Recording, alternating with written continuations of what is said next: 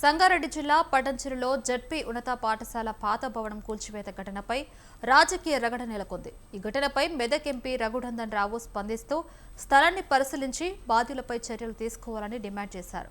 పాత భవనాన్ని కూల్చివేయడం వెనుక అసలు కారణాలు బయటకు రావాలన్నారు ఎంపీ రఘునందన్ రావు. జాతీయ రహదారి విభాగం అధికారులు దీనికి కారణమైతే వారిపై కేసు నమోదు చేయాలన్నారు.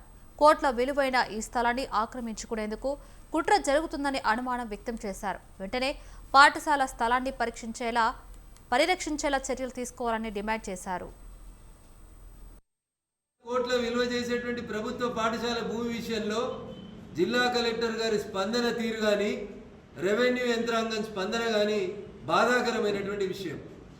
కొంతమంది కబ్జాకోరులకి వత్తాసు పలికే రీతి లోపల జిల్లా రెవెన్యూ యంత్రాంగం పనిచేసింది తప్ప ఇంకొకటి కాదు.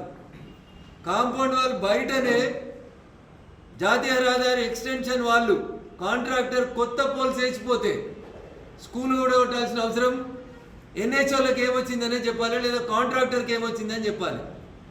ఒకవేళ నిజంగా నిజాయితీగా ఆ స్కూల్ కూలగొట్టడం అనేది జాతీయ రహదారి విస్తరణ కోసమే అయితే పొద్దుగల 6 గంటలకు మొదలుపెట్టినట్టు రాత్రి పూట చేసిరంటేనే మీరు దొంగల్లాగా పనిచేసిరు. మీ ప్రవర్తన దొంగల్లాగా పనిచేసినట్టు కనబడుతుంది. మాంసం తింటున్నామని మెడల బొక్కలు వేసుకోవడం ఎవడు కూడా.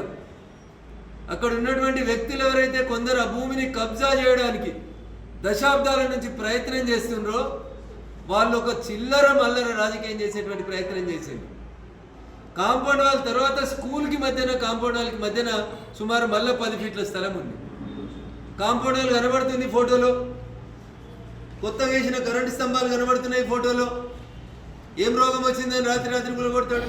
నేషనల్ హైవే గులగొడితే కలెక్టర్ కంప్లైంట్ ఇవ్వాలి అన్న ఇది డిస్మెంటల్ చేసినటువంటి స్కూల్.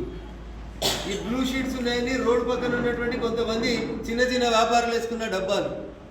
ఈ బ్లూ షీట్కి తర్వాత ఇక్కడ ఒక కాంపౌండ్ వాల్ కనబడుతుంది. నేను ఈ ఫోటో మీకు సర్క్యులేట్ చేస్తాను, స్కాన్ చేసి మీకు అందరికి పంపిస్తాను.